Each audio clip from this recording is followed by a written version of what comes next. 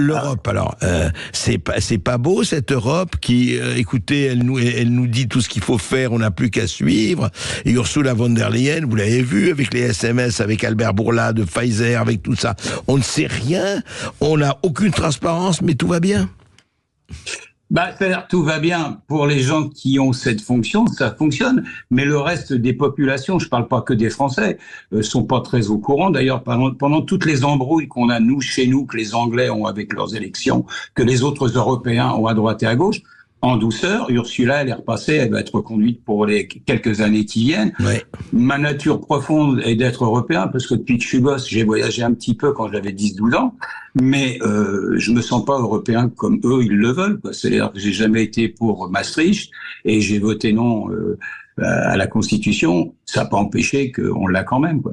Oui, mais alors justement, votre Europe à vous, ce serait quoi, Daniel Guichard? L'Europe culturelle, c'est quoi l'Europe?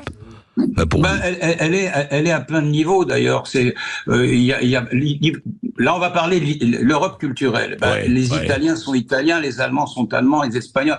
Quand on regarde l'Eurovision, c'est presque tout en anglais. Donc déjà, le côté anglo-saxon a bien fonctionné de ce côté-là. Donc je regarde quasiment jamais, sauf quelques minutes par-ci par-là, l'Eurovision. Ça ressemble pas à l'Europe qui est la nôtre. Chaque pays a sa personnalité, et en plus, on n'a pas eu besoin de cette Europe-là pour faire des grands projets comme les avions, Airbus et compagnie, ça s'est fait sans. C'est-à-dire, il y a des intelligences dans tous les pays d'Europe. Le seul problème, c'est que ceux qui sont très intelligents se tirent pour aller aux États-Unis ou dans d'autres pays pour réussir leur vie, parce que chez nous, ça devient de plus en plus difficile. Mais alors pourquoi c'est devenu de plus en plus difficile pour vous, franchement? Quand on va pas faire de traité d'économie, mais quand même, cette France, 7e économie du monde, etc., etc. Et on a l'impression d'avoir des gens qui disent, regardez, il n'y a pas de culture française, ou alors, oui, on a commis des crimes contre l'humanité, ou alors... André, on va arrêter tout de suite, parce que...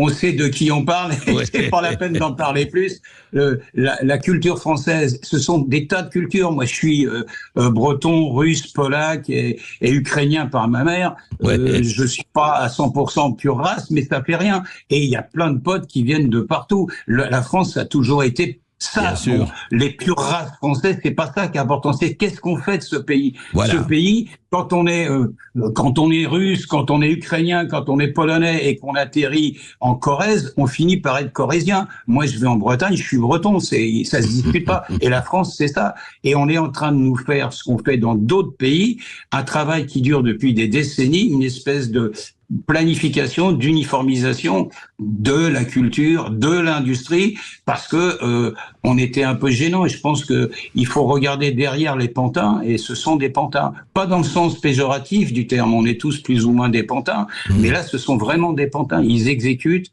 et il y a eu des gens avant eux qui ont exécuté, et après eux des gens qui exécuteront une espèce de grand plan économique. Je suis complotiste, je sais, je m'en fous, ça m'amuse, parce que c'est une réalité qu'on redécouvre régulièrement par des spécialistes qui écrivent des bouquins en disant là il s'est passé telle chose, il y avait telle idée de la part des Américains, de la part des Anglais, de la part des Allemands. L'histoire n'est qu'un long recommencement.